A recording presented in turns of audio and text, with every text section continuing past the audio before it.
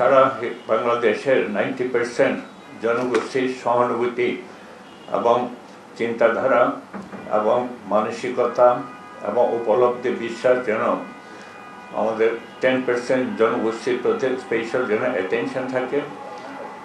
তার পাশাপাশি আবার আমাদের 10% আমরা যারা আছি বাংলাদেশ স্বাধীনতার সামনে রেখে আমাদেরকে 90% জনগোষ্ঠীর উপলব্ধির পাশাপাশি রাষ্ট্রীয় যে পেরিফেরি আছে, নির্দেশনা আছে এবং রাষ্ট্রের যে সংবিধান আছে, নর্ম আছে, সেগুলিকে সুবিবেচনায় আমরা যেন শান্তিপূর্ণভাবে বাস করার জন্য এই ধরনের মানসিকতার জন্য আমাদের থাকে।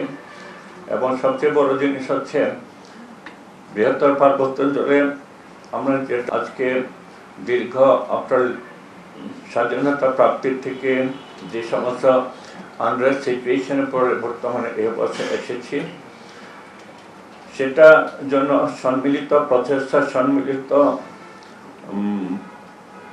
উদ্যোগ সবচেয়ে বেশি গুরুত্বপূর্ণ।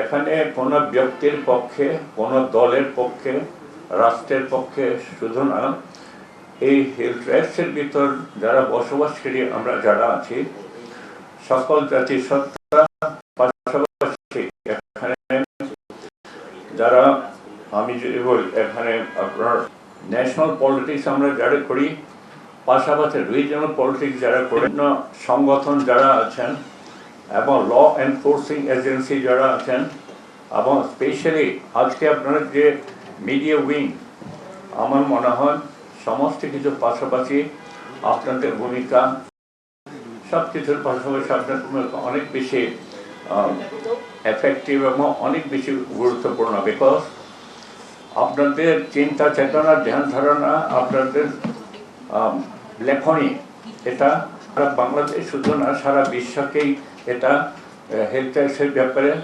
এটাকে উপলব্ধি করার জন্য সবচেয়ে বেশি গুরুত্বপূর্ণ। সুতরাং আমি বলবো হেলথ ট্যাক্সের যে কোনো পরিস্থিতি, কোনো ব্যাপারে আপনাদেরকে আহ্বান জানাবো, আপনার জন্য স্পেশালি খুব কেয়ারফুলি এবং আপনারা এটাকে নার্সিং করবেন, কেয়ারফুলি আপনারা উপস্থাপন করবেন। তাহলে কি হবে, সারা বাংলাদেশের পাশাপাশি সারা বিশ্বের মানুষ আমাদের পার্বত্য অঞ্চলের প্রতি একটা গুড মেসেজ যেন সবসময় থাকে, পজিটিভ অ্যাটিটিউড যেন থাকে। এভাবে আমি আপনাদেরকে রিকোয়েস্ট করবো, সেটা আমার ব্যক্তিগত একটা অভিপ্রায়।